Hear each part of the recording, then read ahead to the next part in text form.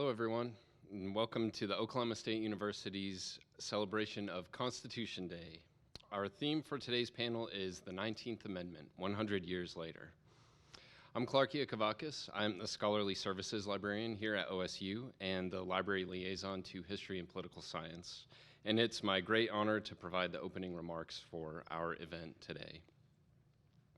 Just to note, this event is being live streamed and recorded and will be available on the OSU Library's YouTube page and on O-State TV within a few days.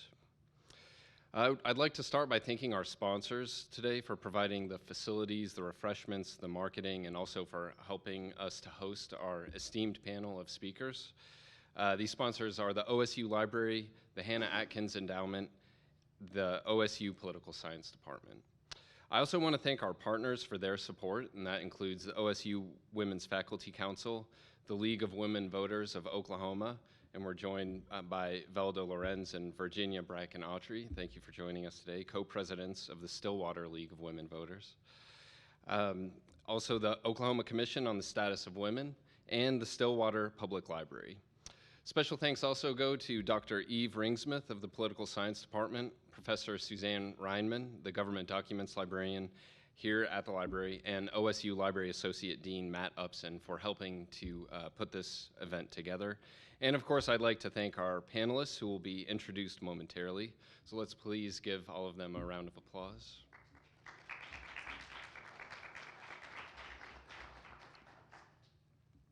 Constitution Day has a fascinating history. It began in 1940 as I Am an American Citizenship Day with a joint resolution passed by Congress that authorized the president to publicly recognize all who had attained the status of citizenship. In 1952, the commemoration of the formation and signing of the Constitution was added, and the date was changed to September 17th, which was the day in 1789 that the Constitution was signed. The law urged schools and government to dignify and emphasize the significance of citizenship and to arrange for the instruction of citizens in their responsibilities and opportunities as citizens. The law did not change again until 2004 when Congress introduced a requirement for educational institutions receiving federal funds to hold programming to fulfill that goal. September 17th is still fully designated as Constitution Day and Citizenship Day, and the intent is still for all citizens, whether citizens from birth or naturalization, to consider their rights and responsibilities and the relationship of those to the U.S. Constitution. Today, we're also celebrating women's participation in politics and government, particularly through voting. 2019 marks the 100th anniversary of the passage of the 19th Amendment to the Constitution, which prohibits the government from denying citizens the right to vote on the basis of sex. The movement for women's suffrage provides an illustration of the importance of citizens thinking critically about and exercising our rights and responsibilities. In fact, the movement for a constitutional amendment began in earnest after the Supreme Court in 1875 in a case called Minor v. Happersett rejected the argument that the 14th Amendment legally conferred all citizens with the right to vote. In other words, women were recognized as citizens, but the right to vote was not constitutionally guaranteed. Following nearly a century of organization, petitioning, picketing, hunger strikes, vigils, and dedication, women achieved the right to vote as Congress passed the 19th Amendment on June 4th, 1919, and ratified it a year later. I would now like to introduce the moderator of the panel today, who will then introduce our speakers. Dr. Farida Jalalzai is the Hannah Atkins Endowed Chair, as well as professor and head of the Department of Political Science at Oklahoma State University. She publishes on women in politics. Her books include Shattered, Cracked, and Firmly Intact: Women in the Executive Glass Ceiling Worldwide, and Women Presidents of Latin America, Beyond Family Ties. She co-edited Measuring Women's Political Empowerment Across the Globe, Strategies, Challenges, and Future Research.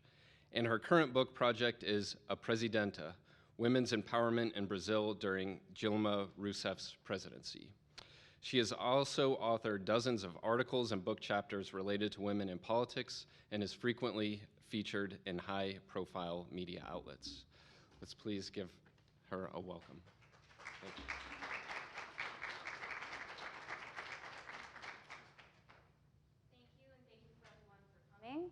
It's with great pleasure that I introduce to you our panelists.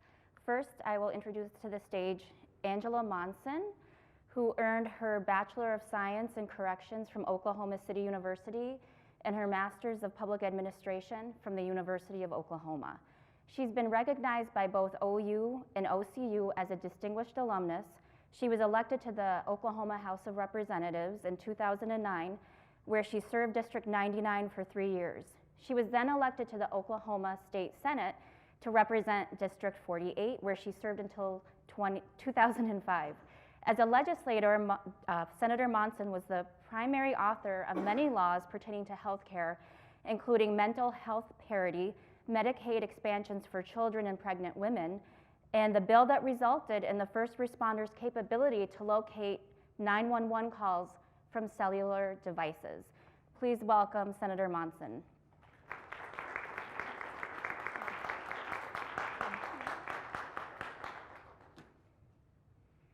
And next, I will introduce you to Dr. Jeanette Mendez, who graduated from Santa Clara University in 1998, receiving a Bachelor's of Science in Combined Sciences. From there on, she went to Indiana University, earning a master's and PhD in political science. She's currently the Vice Provost of Undergraduate Education and Professor of Political Science here at OSU.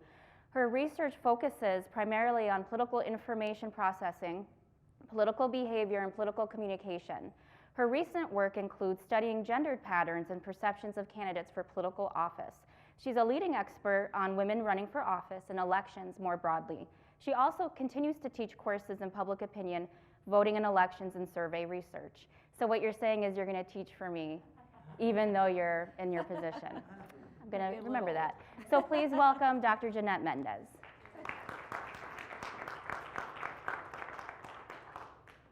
And then next we have Patricia Laughlin, who's a professor of history at the University of Central Oklahoma.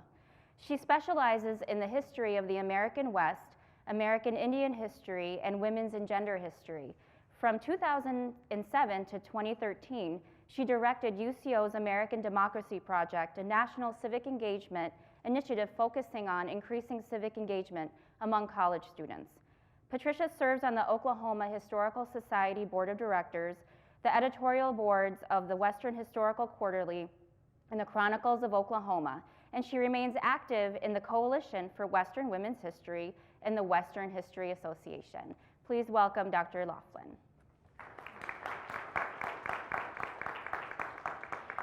And so this is how the roundtable is organized. We're going to actually begin with each panelist giving about a 10 to 12 minute introductory statement. And then we'll move from there to a few questions that I've prepared. And then last but not least, we'll turn it over to the audience for their questions. Would you like to start? Or Senator Monson? The real life story first. The real life story first. Thank you. I will start, although I had not expected to start. I was going to let these ladies tell you the theory behind all of this, and then I was going to tell you the truth. Actually, thank you very much for the invitation. It's my pleasure to be with you here today. I wish there was a big clock in the back of the room, so somebody kind of give me a head nod, you know, as we get closer to. I prepared notes. Sometimes I really don't. This is kind of the stuff I lived and could talk about it in my sleep even, but I wanted to make sure I covered some points about what it really is like to be a woman serving in elective office. I'm a bit older than most of you in this room, so keep in mind I was elected initially in 1990. The first time I actually ran for office, though, was 1984. I was a young 29-year-old. You can do the math and figure that out, how old I am today. Next year's big year, Medicare year. When I ran for office, I literally had to quit my job at the state legislature. I was a numbers cruncher working for the state legislature. And I got to see firsthand what was going on. It's really weird how I got to the legislature, though, as an employee. because, as you heard, I had a degree in corrections law enforcement. I was a probation parole officer for the state of Oklahoma. I worked community corrections for 3 or 4 years after that. And, you know, I just really got fed up being just an enforcer of the rules, particularly when the rules were stupid. They were not helpful to anybody, particularly those whose lives that you wanted to impact. So I thought, I'm not going to be an enforcer anymore. I wanted to be a maker of the rules. And that's kind of how I got to the legislature as an employee. Long story about that. But and once I was there and really saw what was going on, and I'll make this even more personal, saw my own state representative in action, I thought, although I loved her dearly and she was a really good friend of my mom and it was another woman, I thought, man, I could do so much better than that. And that really is what I thought. It's like, you know, the people who live in House District 99 really deserve an advocate for their issues, like all the people across the state of Oklahoma. So I thought I saved up enough money, and I did, to live off of, and quit my job in April, getting ready for an August primary. And by the first part of June, all my savings was spent. Couldn't get any money. People liked the incumbent. There's clearly an advantage to being the incumbent. I lost that race by 132 votes. I did not run again in '86, too broke. In 1988, I had another job. I learned not to quit that job. I did not. I went part-time, and I did not run for office nor my job well. Neither of them were done well, and I lost again by 160-some votes. The third year was the charm, third time was the charm, and my dear friend did not run for office. And I was like, whew, finally. But of course, I wasn't her chosen successor. I wonder why. And she actually chose a classmate of mine to run, and that's who she threw her support behind. It happened to be one of my best buds from the time we were 12 years old. And Rosie and I both ran for that seat, and I told my friend who was a lawyer at the time, I said, doesn't matter who wins, the seat will be in good hands. And it was good that seat was going to continue to be occupied by a woman. Fortunately, I won that race. I'll tell you more later. Once I got to office, I was not the typical new member. I had been around the Capitol for almost 4 years as a staffer, so I knew kind of the ins and outs. I knew where the bathrooms were, and I knew all the shortcuts to get into session fast.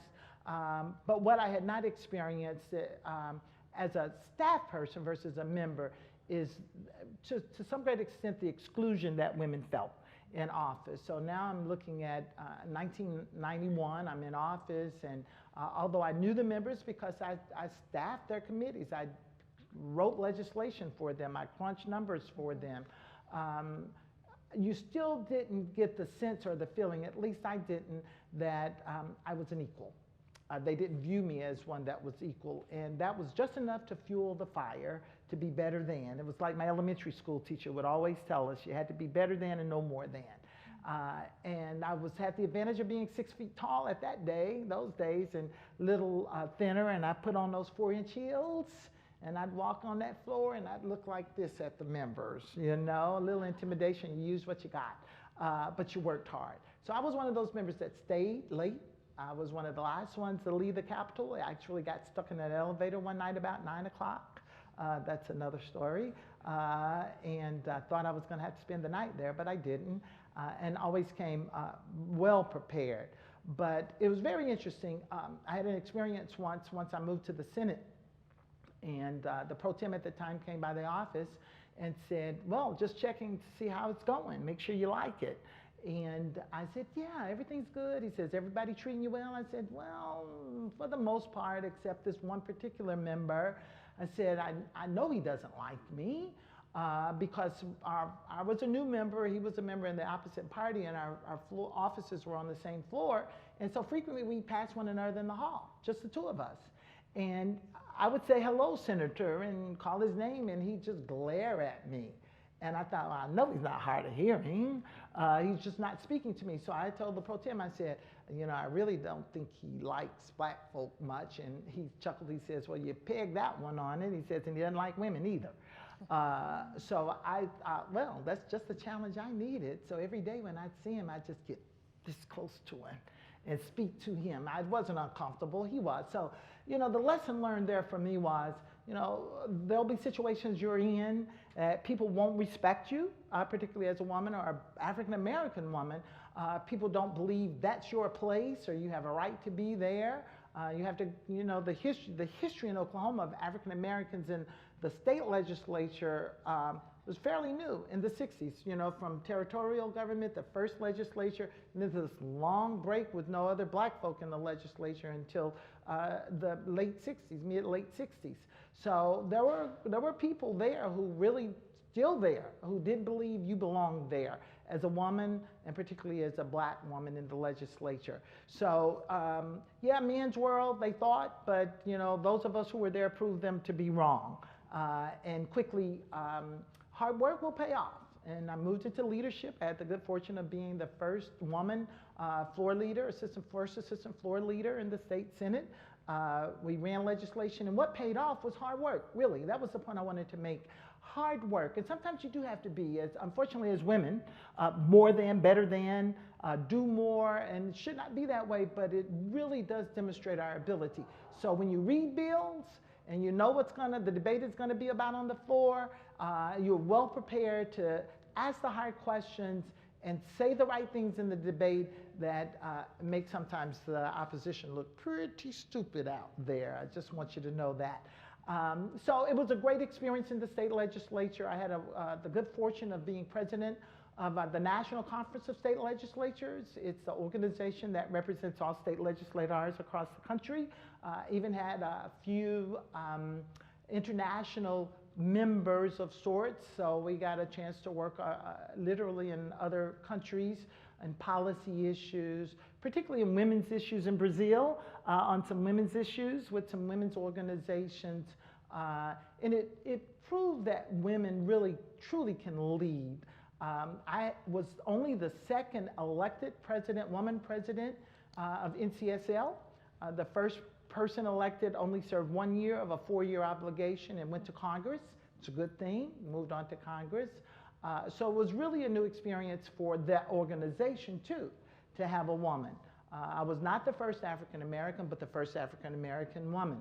And the pressure is on. I think that's the hard part for those of us who are elected to office as women, and particularly in first positions, first place positions, first time positions, because the pressure is on. And people want to know if you're really up to the task. So you have to, again, you know, pave the way of sorts for those that are going to come after you, because if you fail, those folk with closed minds already will say, see, we told you they couldn't do it. We told you they couldn't do it. I had a good fortune after leaving the legislature, I don't know if it's good or not, but it's serving as president of the Oklahoma City Public Schools Board, another elected position. As local elected a position, and you want to talk about politics, just go local. Go city council, go school board. And the challenge always is that there are people there who think they are experts. There are people outside of there, because it is local, it's tangible. They live it, you know, if you're a parent or a teacher, and they think they know the answers. Unfortunately, they have part of it. No one has all of the answers, particularly when it comes to public education, but it's still politics. It's harder politics because the negotiation and the compromise and the education, all of that happens at a state level or a national level is just enlarged. You think it would be easier, but it's not. It's harder. It's because it's what people do every day.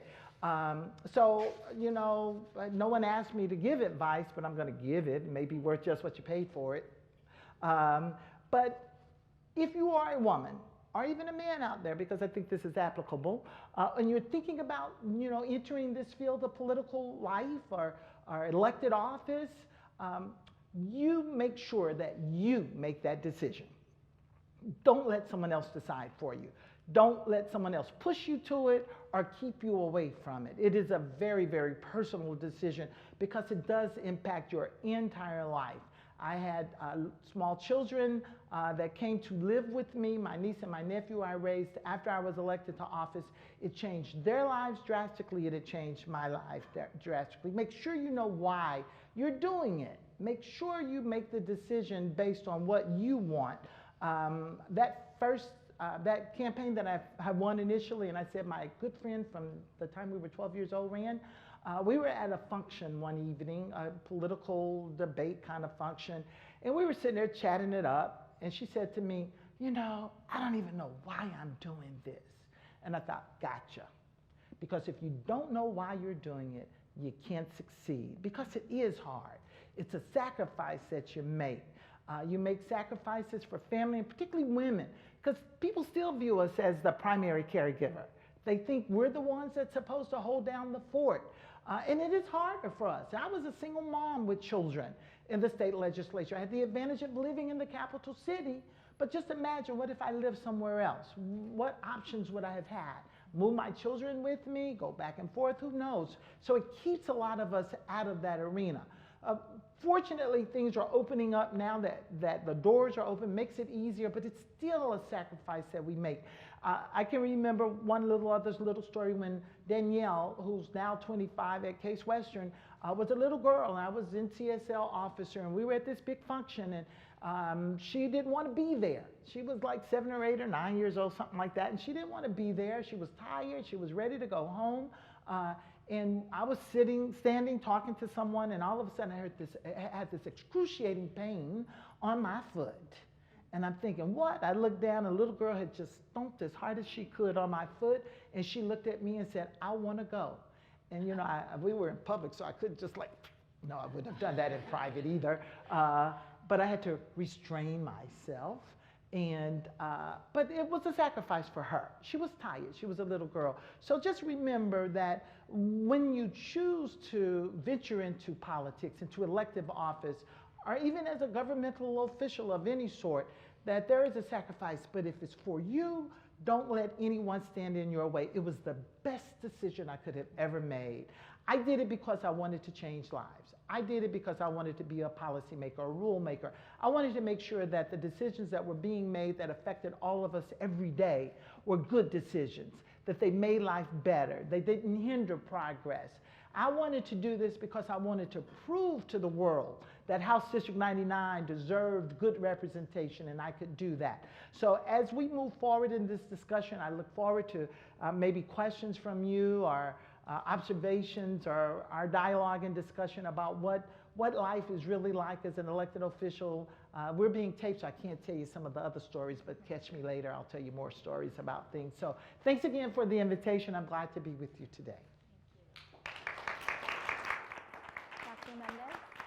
So do you want to give a historical perspective first? Sure. Make sure this is on. Does this sound like it's on? Yes. Where is this? I'm thrilled to be here. Thank you so much to Oklahoma State University for the invitation to be here. Happy Constitution Day to all of you, and so thrilled to be on this panel with you. Thank you. As I was forming my remarks, a question continued to return to my mind, and I'm thinking about this. In what ways can we commemorate 100 years of women's suffrage and at the same time renew our participation and commitment to democratic life? And I think about our place here on a campus of higher learning, Oklahoma State University, and the important role of higher education in this work, and the reason we have programming like this Constitution Day panel. Higher education, through teaching and learning, we demonstrate a commitment to civic responsibility and public purpose. And so in my 10 to 12 minutes, I will provide a brief overview of some of the ongoing work, the ways we're commemorating 100 years of women's suffrage, a brief history of women's suffrage in the American West and in Oklahoma, and some examples of women's leadership. So what does the 19th Amendment say? The right of citizens of the United States to vote shall not be denied or abridged by the United States or by any state on account of sex, right? Did the 19th Amendment grant the vote to women? You said some. So yes and no, not exactly, right? Before 1920, 15 states, primarily in the American West, already had full women's suffrage. So suffrage, the vote for women, came to the American West before it extended to the East. And what did the 19th Amendment do? It declared only that states could not discriminate in voting based on sex. And we know that millions of women of color were still barred from voting. Barriers included poll taxes and literacy tests. So now as we engage in these year-long centennial moments of the 19th Amendment with Constitution Day panels, such as this one, exhibitions, parades, new historical markers and trails for women's history, many timed to coincide with various states' ratification of the amendment. It's an opportunity for us to think about the historiography of women's suffrage. So we know that for decades, the story of women's suffrage, the vote for women, has largely been told as the story of middle-class white women, leaders such as Susan B. Anthony, Elizabeth Cady Stanton. And the story would often begin with Seneca Falls in 1848, New York, and extend to the 19th Amendment in 1920, a 72-year battle for the vote for women. It has been described as a social movement, a political movement, and some have called it, and I really like this, some have called it the single largest extension of democratic voting rights in American history. The single largest extension of democratic voting rights in American history. And yet, as we are looking at the history of women's suffrage, more recent scholarship has been emphasizing a more diverse, more complicated narrative of women's suffrage, and I think a far more interesting examination. For example, re-examining the 1913 suffrage parade in Washington, D.C., one of the pivotal moments in the fight. The suffrage parade that took place during President Wilson's inaugural weekend. African American women, such as Ida B. Wells and Mary McLeod Bethune, actively engaged in suffrage work and yet battling the movement from within, challenges from within the movement, whether it was to challenge the notion that Black women should march in the back of the suffrage parade, or to help coordinate voter registration drives once women received the vote in 1920. So Ida B. Wells, for example, was a prominent African American journalist. She was a founding member of the NAACP. She was active in the National American Woman Suffrage Association, NASA. It is also in the telling of more complicated stories, more challenging stories, such as Marie Louise Bottineau Baldwin, a member of the Turtle Mountain Chippewa Nation, a Native woman who worked as an attorney in the Office of Indian Affairs for nearly 30 years, active in the Society of American Indians, and she too marched in the 1913 parade in Washington, D.C. Native women lobbied for decades for U.S. citizenship, and all Native people finally received citizenship and therefore the vote in 1924. So speaking of Washington, D.C., I think it's worth noting here that there are three wonderful exhibitions going on right now regarding women's suffrage, the vote for women.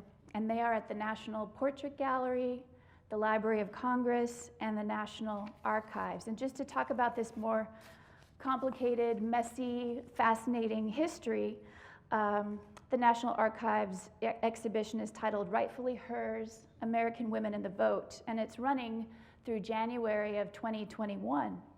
And it includes a wall mural of the 1913 women's suffrage parade. Ida B. Wells, when she refused to abide by the organizers' plans for African American women to march in the back, she said, "Either I go with you or not at all. I am not taking this stand because I personally wish for recognition. I am doing it for the future benefit of my whole race." And so instead, she marched at the front of the Illinois suffrage delegation. Thinking about moments like that and adding more complexity to the story of women's suffrage through an event like the 1913 March. This exhibition at the National Archives also points out that Puerto Rico as a territory was not covered by the 19th Amendment. In Puerto Rico, literate women received the vote in 1929, and then all women in Puerto Rico received the vote in 1935. Again, adding more complexity to this traditional arc, or so-called traditional arc of the vote for women. And my area of history is the American West, Western women's history, Native American history. And so I think it's fascinating to point out here that the vote was extended to women in the American West before it was extended nationally to states in the East. And so early examples would be Wyoming Territory in 1869, Utah Territory in 1870, Colorado in 1893. And there are many different reasons for this, and we can talk about it, but for example, Utah, you could say you can strengthen the vote and support for Mormonism, for example, and extension of polygamy by extending the vote to women, as just one example. Women's suffrage in Oklahoma. Early efforts for women's suffrage took place in Indian Territory and Oklahoma Territory. We know that the Women's Christian Temperance Union played a significant role in promoting women's political rights, and NASA sent workers to Oklahoma to generate support for the local suffrage movement.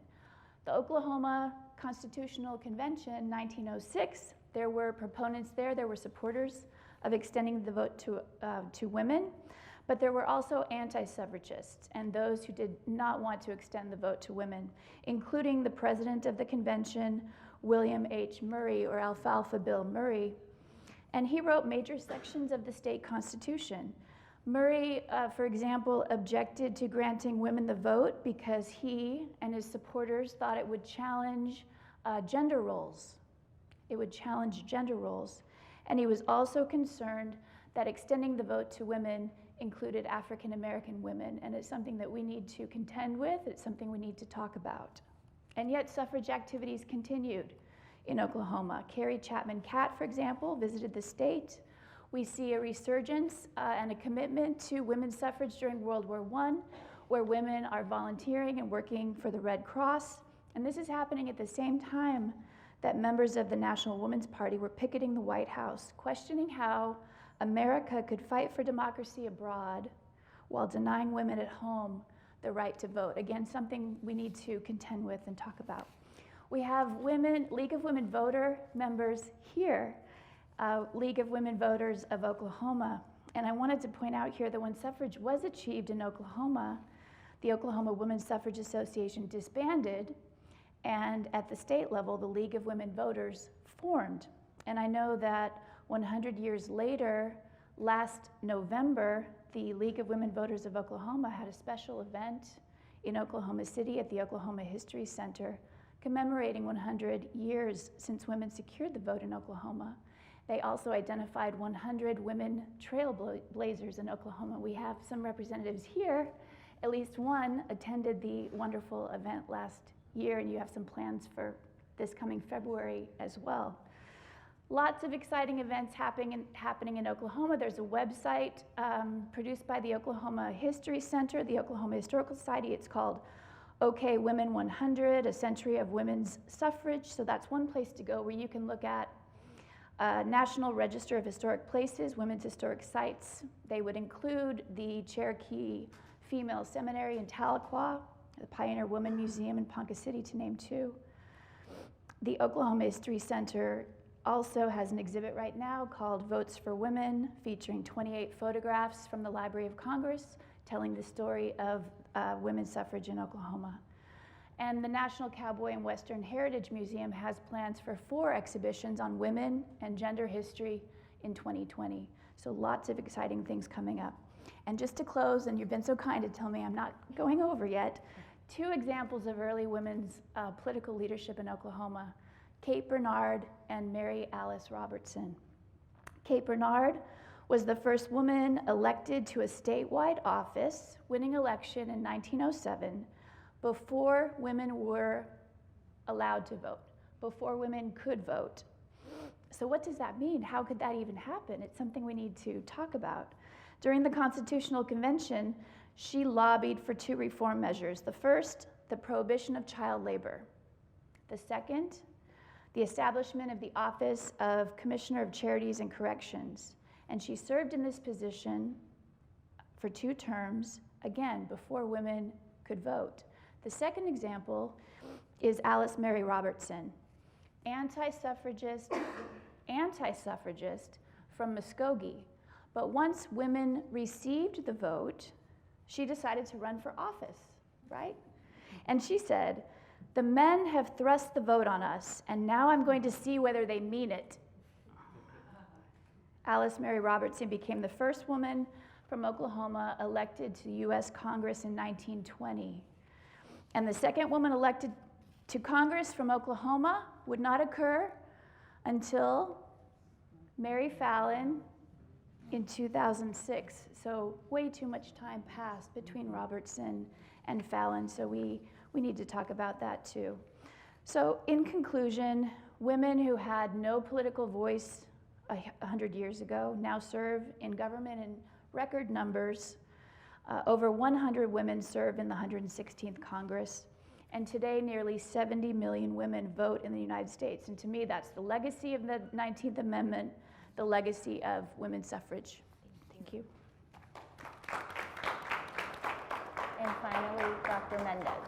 Well, I feel like at first, thank you for having me, but a wonderful segue into what I wanted to talk about, and that really is where we are today. So what does it mean that we have the right to vote, and how did that transpire into what we're seeing in our landscape today? And really maybe entering a discussion on if we knew this is where we're going to be, would that have changed men's opinions at the time? Because I'm here to tell you that in every presidential since 1980, every presidential election since 1980, the proportion of eligible female adults who voted has exceeded the proportion of eligible male voters. The number of female voters, so just in raw numbers, not proportion, has exceeded male voters in every presidential election since 1964. So women not only have the right to vote, but over the decades have been using the right to vote, and using the right to vote to bypass the number of male voters. We also, the early arguments about how women were going to vote were very unknown. The early assumption was that women would just follow their husbands. So if their husbands would tell them how to vote, and women would vote that way. And what we see now is that has been broken down. It did happen originally, and then it has degraded. We now have a gender gap where even when men and women favor the same candidate, they do so at different margins. In every election from 1980 forward, there has been a gender gap in presidential elections. And in 2016, it was an 11% difference in how women voted versus how men voted. And since 1996, the majority of women have preferred the Democratic presidential candidate, and that has held true for a few decades now. In terms of current things that we're seeing, and which is important given a demographic shift that we're seeing in the United States, more than twice as many women voters under the age of 30 identify with the Democratic Party compared to the Republican Party. So when you think about the sheer volume of women voters out there, the advantage in terms of Democratic women voters that are out there. We also see Black women and Latino women more tightly coalesced around Democratic candidates than white women are. And we also see that women now have clear policy preferences that really do explain this gender gap. Women prefer a more active role of government. They are more supportive of healthcare and social policies. They are more supportive of restrictions on handguns. They prefer same-sex marriage and legal abortion without restrictions. And when you think about those public policy implications, you can see that shift in terms of the widening gender gap and the number of women supporting Democratic candidates over time. In terms of how this actually has impacted current elections, in 2018, in the midterm elections, coming off of the election of Trump, coming off of the Me Too movement, we see that there was a 12% gender gap in the 2018 midterm elections. This was unprecedented support of Democrats that led to Democrats taking over the House of Representatives. 92% of Black women and 73% of Latinas voted for Democratic House candidates. We also saw a huge shift in the number of white college-educating women supporting Democratic House candidates. That was a rate of 59%, which was up from 49% in 2016. That demographic alone of the white, educated college women voting Democratic will have implications on elections moving forward. Okay, so the shifting generational demographics along with education really do set up a climate that will be favoring Democrats as we move forward. Why are women? It's not voting in this way, and it's not just policy. It's impacting not just voting for Democrats, but it's impacting who they're voting for. And that's why we have a historic number of women in office now. And why is that? Women want to see descriptive representation. They want to see people that support the policies that they support, but also people that look like them. And that's that descriptive part of it.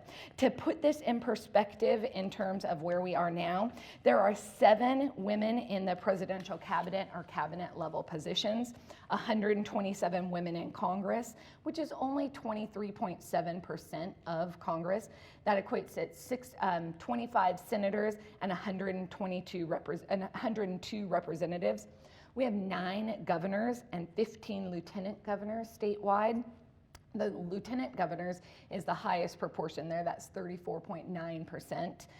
67 other statewide executive and cabinet level positions, and then 2,132 female representatives in the state house and senates, and that's almost 30% of women represent the state house. Interestingly, you can have some state houses with very few women, and you can go to Washington and the West Coast and you're going to see so many women in office there.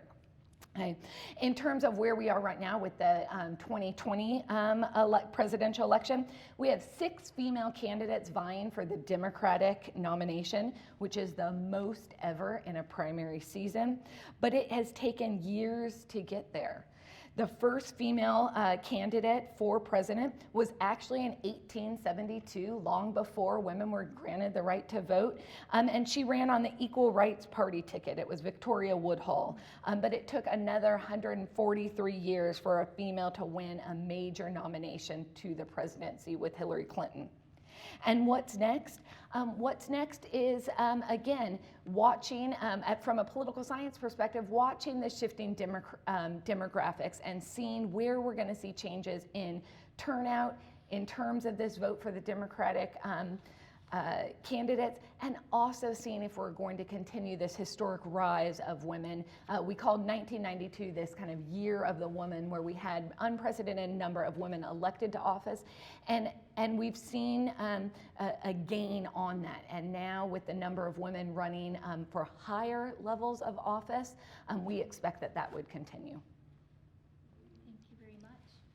So I have a couple of questions that I'm going to pose to the panelists. I think that Dr. Mendez spoke very comprehensively about the impact of women gaining the right to vote to the contemporary electoral landscape. But I wondered from any of you, what are some of the continued struggles that women face politically speaking today? I'll just start and throw a few things out. I think that there's still a perception, and sometimes by other women, that women are not really capable of leading, that women have a responsibility at home first and not in elected service. And I think some of those old vestiges, some of those old myths and thoughts still linger. And it's not just about women. And I think there's a bit of resurgence of some of these things that are right about now for women and also for people of color. I also think that it's important that women understand that they can do, a friend of mine said they can do it all, just not at the same time. And sometimes I think that's true, and sometimes that's bothersome for me. You know, this whole notion of these roles based on gender is, in my eyes and from my experience in the legislature, even my conversation with those who are elected to office now, still remain. I think it makes it hard for women to run for office. That's why you know, I made a commitment to a whole bunch of young folk who've not yet chosen a career pathway to think and to believe that elected office is really a good career path. People talk about career politicians being bad things. You know, it's really not. It's important to learn the business of sorts, but be committed and do it for the right reasons. But I still think there's just some personal obstacles that don't affect just women in office or women in elective office, but women in private sector, women in business. It still is, there still exist these notions about the appropriate role for women that truly hinder our ability to take our rightful place in government. And to follow on that, academically, what we've always seen is that women, once they make the commitment to run for office, are usually very successful. The barriers isn't the actual campaign itself. The barriers are getting a woman to decide that she wants to run for office. What we almost always find is men are very willing to just jump right in there. They're going to put themselves out there. Women are going to be a lot more methodical. They're not going to challenge. They're usually not going to challenge an incumbent because the data says that's really, really hard to do. They're going to make sure they're going to make sure that they have all the money lined up, because again, if you don't, that's really, really hard. So you gave me some really good examples of what that is. And women oftentimes are going to wait a little longer until their kids are older or out of the house. And so there's structural barriers that women face in terms of thinking through, should I do this at this point? And then once they go in, they usually have a very high success rate. That doesn't mean that it's an easy campaign. Women are extremely challenged in the campaign. They have to be a woman and a man. They've got to compete against men and not be overly feminine. They can't be overly masculine as well. And so women, in terms of the messaging, have a challenging time with the campaign. All things that we know and can kind of give that advice on. But I think right now the biggest challenge is getting women to decide. And that's where there's been such a big push in the last 10 years. And the numbers are extraordinary right now in breaking that barrier. And all I would add is just on our college campuses, what can we do? We can help women college students identify their leadership qualities. So there's a wonderful program, for example, called New Leadership, based at the University of Oklahoma, but it's statewide, it's nonpartisan, and it encourages women, but it's our role and responsibility to help identify them and encourage them to go do it, right? To help them self-identify those leadership qualities and to help them apply to new leadership as one example. Very good, thank you. The mobilization effort to enfranchise women was historic in its scope and strategy and significance. What contemporary issues significantly or uniquely impacts women most closely parallels the effort that supported women's suffrage? Does that make sense? Okay. As I said it, I wasn't sure. Well, you know, the obvious answer, I think, is the ERA movement, of course, you know, and there's still many women's organizations working for the Equal Rights Amendment. And I mean, this has been going on, I'm old, but for a long time, you know, as long as I can remember almost. And I think that's probably the big one that parallels the same effort and undertaking that it took to give women the right to vote. But I think there are a lot of other issues that women are engaged in. Someone mentioned gun control issues and choice issues, and but those are not, I mean, those are women's issues because they directly affect us as women and our families, but healthcare and education and financial security and equal pay issues and all of those issues are out there that I think are individually and independently as important in terms of their impact on our lives as women and our family lives. But, you know, I just hope that I'm around to see, you know, the Equal Rights Amendment passed. And I mean, I just hope we keep working on that here in Oklahoma, guys. We know. And in terms of, I don't know if I can think of something current that is matching that mobilization effort yet, but I think that's because when you look at the suffrage movement and the decades that it took, it's hard when we're in the moment to see if any of these current movements will gain that. The one I think that followed it, and again was kind of decades long, is the civil rights movement. And I think it's very similar in terms of the organization and the length of time that it took. But I think right now, I'm not sure Of course, I agree. I would hope that the Equal Rights Amendment, I think at one point had that movement and then obviously stalled, and I don't see it a groundswell of coalescing to bring that up yet. So I don't know if I see anything yet currently that I see sustaining that level of organization for multiple decades yet. I want to open it up to audience questions.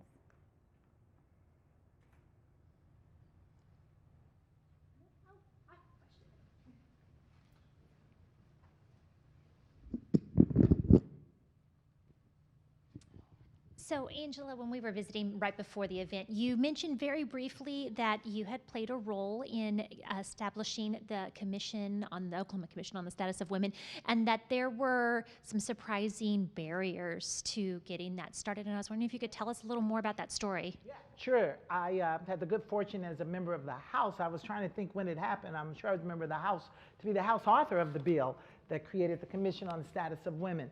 And it didn't take decades, but it took a lot of time and energy to convince the men in the legislature. And I went into service when I think there were like 13 of us women, both sides of the aisle in the Oklahoma House of Representatives, to convince men that this was important and necessary. So there were barriers in terms of first, saying why this was important. Secondly, trying to get some money to staff it. We kind of ran on an all-volunteer staff, kind of inserted into a state agency that maybe didn't really want us, but was willing because legislators said it had to be so.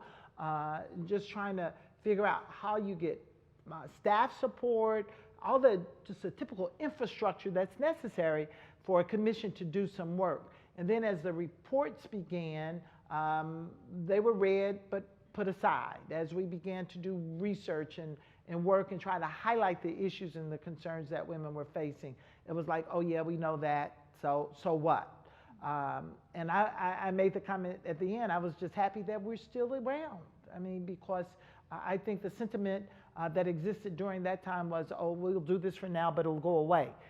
You know, we can ignore it and it'll finally go away. But I think the fact that it exists now is really a testament to the women who've been appointed to the commission, the women who supported the commission over all of these years, and who understand the value and the importance of the commission.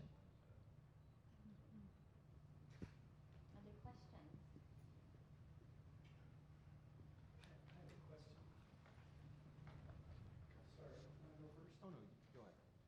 Thank you. I'm Kurt Anderson. I go back quite a ways, just like Senator Monson. And in my lifetime, I've seen women's roles change dramatically.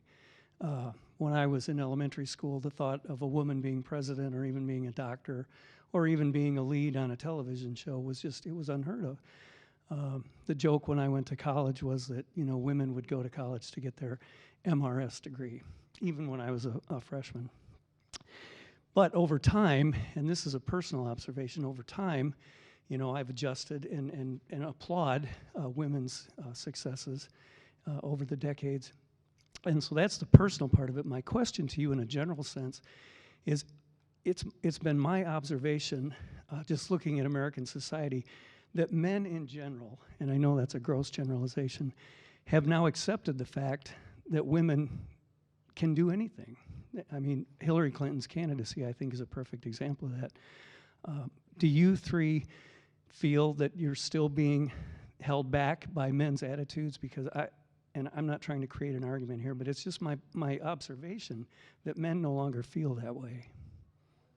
I mean, I would say if men did not feel that way, Hillary Clinton would have been elected. I mean, obviously, the fact that she wasn't elected shows that people did not like her or her candidacy, but a lot of the rhetoric around it was still they didn't think that a woman should be president. I think that, and it's kind of that ultimate glass ceiling, but I think even when you look in business, I think that there might be a recognition, but I think you'd be hard pressed to find a woman that doesn't. I think that's over 30 that wouldn't say that they have felt at some point in their career that they are being limited in some way, shape. I've been extremely fortunate to be at Oklahoma State and have many opportunities here, but we still have a very male-dominated upper leadership that I continue to try to break into. But I do think that the stereotypes do remain. That's my mom and me. I gotta jump up to turn off my alarm. I gotta check my kids' grades every day at 4:55. It's like on my way out, I check my kids' grades. My daughter's sitting right there, so she's like, "Oh my God, how crazy is that?" But we're doing it all up here. You know, we're multitasking. That's right. Yeah, I think that a lot more women have embraced the roles that women can play and have been extraordinarily supportive of those positions.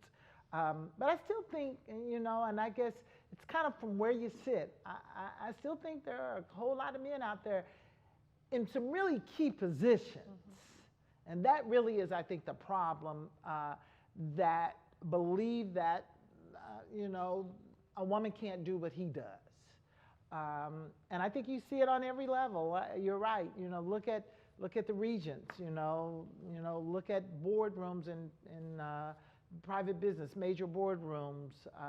You know, look at who's running the show in a whole lot of these places where even, I think about school systems, where you have all these women who are teachers and more men are coming to the profession, but you don't see women superintendents, not like you should.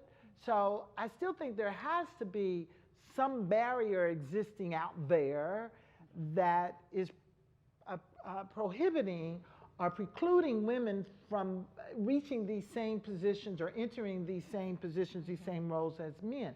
What that is, I don't know. You know, there's some things I think, but of course I don't know. I just think in time, when men say what you say, and when men do what you do, that I hope over time, when my 25-year-old is 65, that this won't even be an issue, that'll be a matter of fact. I do know this, that attitudes are hard to change, beliefs are almost impossible to change, but you can change laws. And when you change laws, and you do that by electing people who understand and who are willing to do the right thing, that you can change behavior to some extent. And the more we change behavior, the more I think people tend to change their attitudes and their beliefs and thoughts. I think seatbelts is a great example.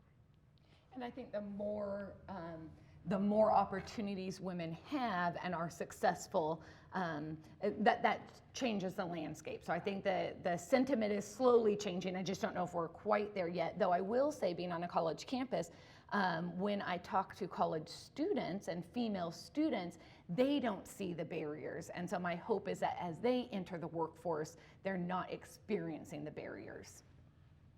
Or when they do experience those barriers, because of the education they've received here, they're ready to face those, face the reality of the workplace, right? And how will they meet those challenges? I think about Jeanette Mendez's comments about a woman politician has to do so much more than the male politician. And you said she can't be too feminine, can't be too, she has to be a man and a woman. Kurt, when men run for politics, do they have to be even thinking about that? Do they have to be thinking, I gotta be a woman and a man, and I can't be too feminine, and I can't be too man? Do men even have to think about that? I'm smart enough not to run in politics, so I can't really answer that. But, so for me, I go back to what can we do on college campuses? We can help college women see the leadership qualities within them and get them to go to programs like New Leadership and kind of dream these big dreams that they hadn't really thought of before. But as a community, we can help promote them. I'm gonna put a plug in for New Leadership because it's a great program. I get a chance to interact with these young women all the time. I stay in touch with a lot of them, and it teaches you not only, it reinforces this thought that you can do it, but it teaches you how. It gives you some real practical skills and connections with individuals that can help and support you, whether you want to run for office or whether you just want to be a bureaucrat, which is not a bad word, want to work in office. So New Leadership, Carl Albert Center, and so check it out, those young women around here. Thank you very much. And I wanted to say I really appreciated all three of your presentations. It was marvelous. Thank you.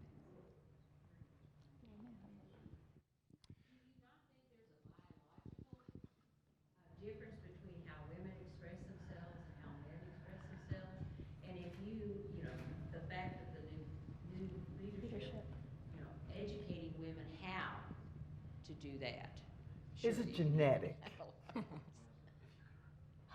How biologically that women and men express themselves differently. I won't even dare answer that. The question, I mean, women are, what is it, women are from Mars and somebody's from Venus, I don't know. And is there a genetic or a biological difference? I don't know. I mean, you know, that's a question I should ask my daughter who's studying anatomy at Case Western. Ladies, you try that one.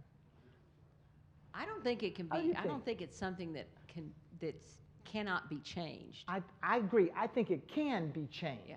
I think it can be changed. Through education. Through education, through, sometimes it's just like the law. You just got to change the law, like suffrage. I mean, I just don't think that would have ever just naturally come about because people will realize it was the right thing to do. That law had to be changed. The Constitution has to be changed. So I don't know.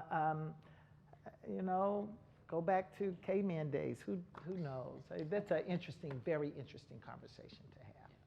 I know I'm just the moderator, but if you look at some of the arguments for not giving women the franchise, enfranchisement, some of those entailed biological arguments, such that they had smaller brains than their male counterparts, for example, that they were just intellectually inferior.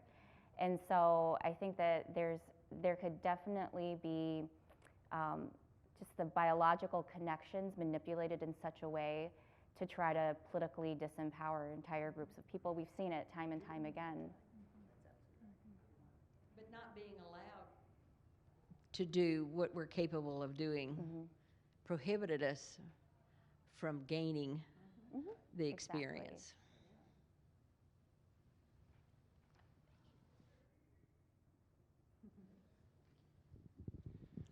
Hello.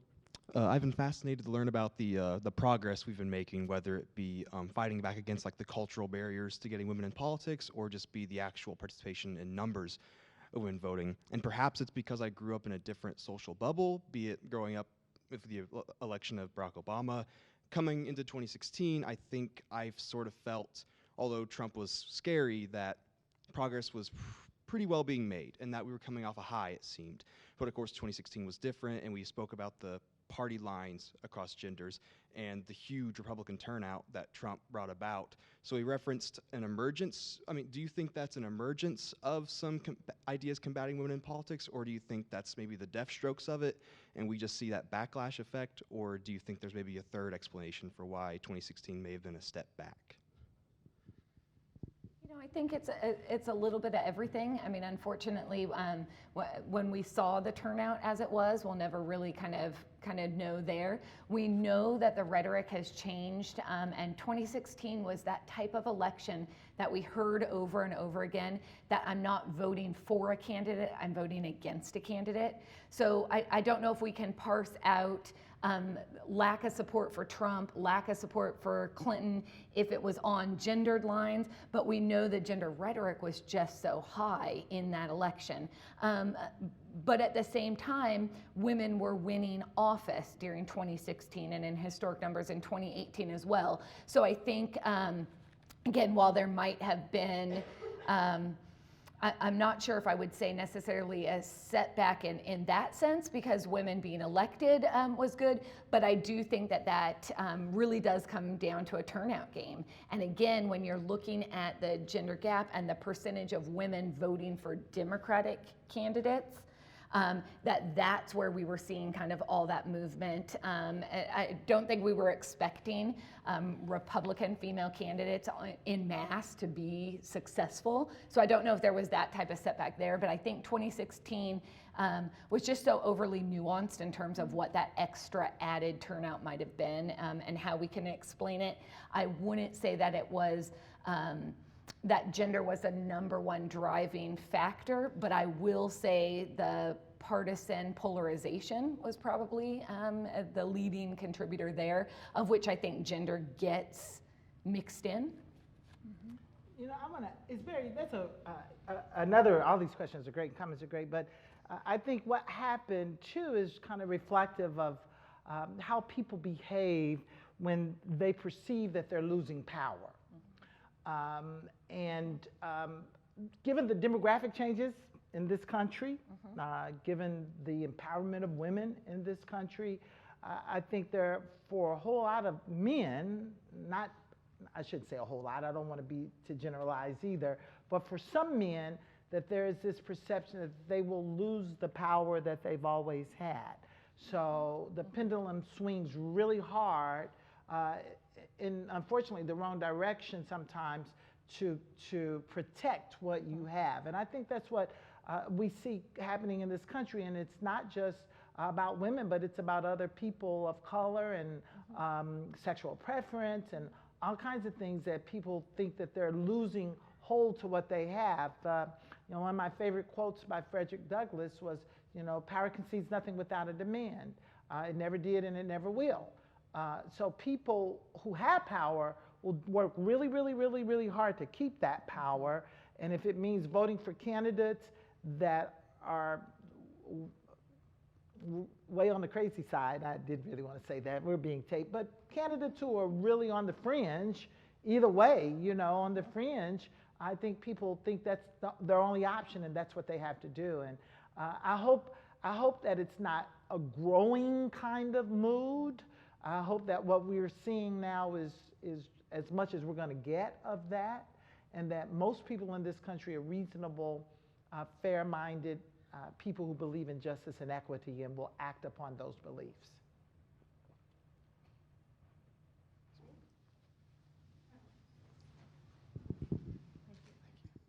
I want to go back to Dr. Mendez when you said that Hillary Clinton, not enough people voted for her. I mean, we're missing something here. She won the popular vote, and there it was a strictly structural reason that kept her from it. The Electoral College, which was created to keep slavery originally. And I think, when we were talking about these kinds of structural issues, are maybe easier to change. I don't think so. We should have done it by now. I agree, and when I'm saying it didn't get enough votes, of course, yes, not enough electoral votes, but what we do know about that is even though she ran up such a high number in terms of the popular vote, she knew the context of the Electoral College, and she lost states that Barack Obama had won. So in terms of those, she did not get enough votes as expected in 3 or 4 key states. And what happened in those 3 or 4 key states really is, again, that kind of backlash on her, or the rising Republican turnout, or things that, again,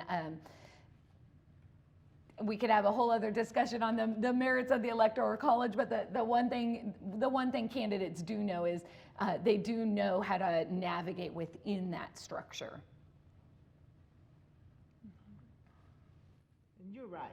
Structural issues are there, and that's what keeps things as they are. And breaking down structures. I had this is a 12 a.m. conversation last night with a friend about how you break down these structural barriers.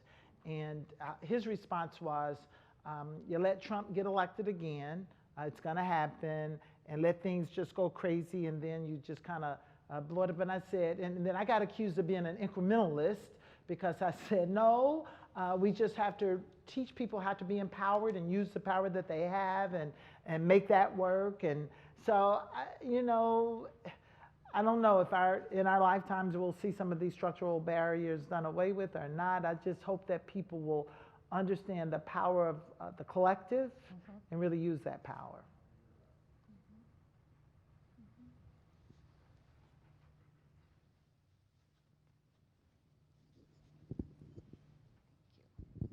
First, thank you to all of you for a really fantastic panel.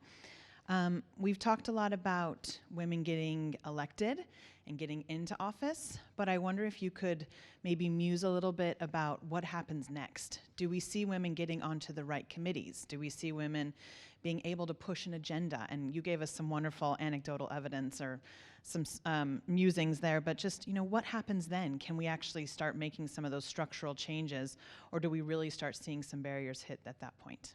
Thank you. I mean, I think if we're talking about Congress, then yes, I think women are getting on the right committees. I don't think we're seeing as much in terms of leadership of these types of committees. I mean, I think that there's always one or two kind of key females, but I mean, usually the leadership. So I definitely think that would be a structural bound.